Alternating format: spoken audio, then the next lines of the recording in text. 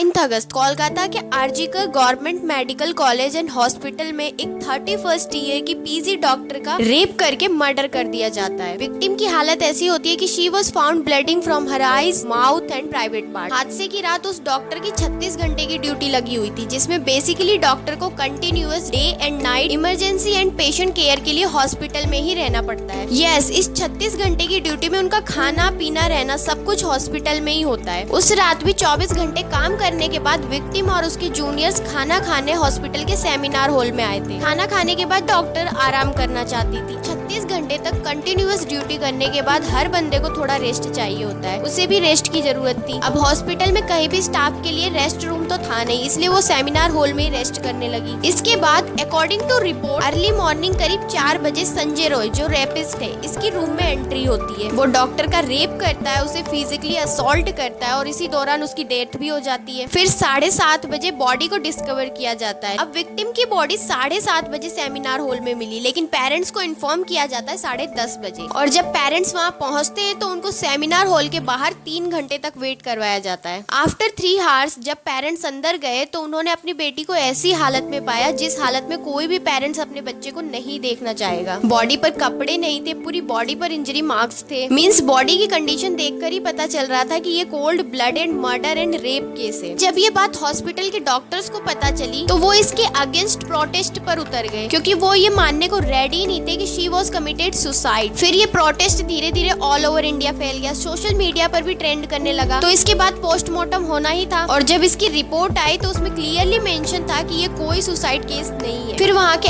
Administration system पर pressure आया, police ने इन्वेस्टिगेशन शुरू की तो सीसीटीवी फुटेज से पता चला कि संजय रॉय नाम का इंसान सेमिनार हॉल में एंटर किया था। सेमिनार हॉल में पुलिस को एक ब्लूटूथ ईयरफोन भी मिलता है जो चेक करने पर डायरेक्टली उस अक्यूज्ड से कनेक्टेड हो जाता है। अब ये संजय रॉय है कौन? 2019 से ये संजय रॉय कोलकाता पुलिस के साथ वेलफेयर सेल में एज ए सिविक वॉलंटियर काम करता था। और जब इस रॉय कैरेक्टर की हिस्ट्री निकाली जाती है तो पता चलता है इस पर ऑलरेडी बहुत से क्राइम केसेस चल रहे हैं। 4 बार तो इस सरफिरे ने शादी की और चारों शादियां डोमेस्टिक वायलेंस के चलते टूट गई। इसे एक तरह का वुमेनाइजर बताया जा रहा है। सो अभी डॉक्टर्स स्ट्राइक पर हैं, लोग सोशल मीडिया कैंपेन चला रहे हैं, कैंडल मार्च हो रहा है, बड़े बड़े स्टार्स आवाज उठा रहे हैं। बट क्या सोशल मीडिया पर एक पोस्ट डालने और वीडियो शेयर करने से जस्टिस मिल जाएगा? 2-4 दिन बाद कोई भी नहीं पूछेगा कि कोलकाता डॉक्टर रेप केस का क्या हुआ, जस्टिस मिला या नहीं। निर्भया केस में भी यही हुआ था ना, सबने आवाज उठाई थी लेकिन जस्टिस उसे कब मिला ये सब लोग जानते हैं। आप हाथरस गैंगरेप या शक्ति मिल्स रेप केस देख लो और आसाराम एंड राम रहीम जैसे रेपिस्ट तो पैरोल पर खुले घूम रहे हैं। यार एक्चुअली हमारे कंट्री का जो लीगल सिस्टम है ना, उसमें 2 ही चीज होती, या तो आरोपी का एनकाउंटर हो या 100 साल तक केस लड़ते रहो। That's all. And one more thing, जो इसे निर्भया रेप केस 2.0 बोल रहे हैं ना, वो ये बोलकर निर्भया की इंसल्ट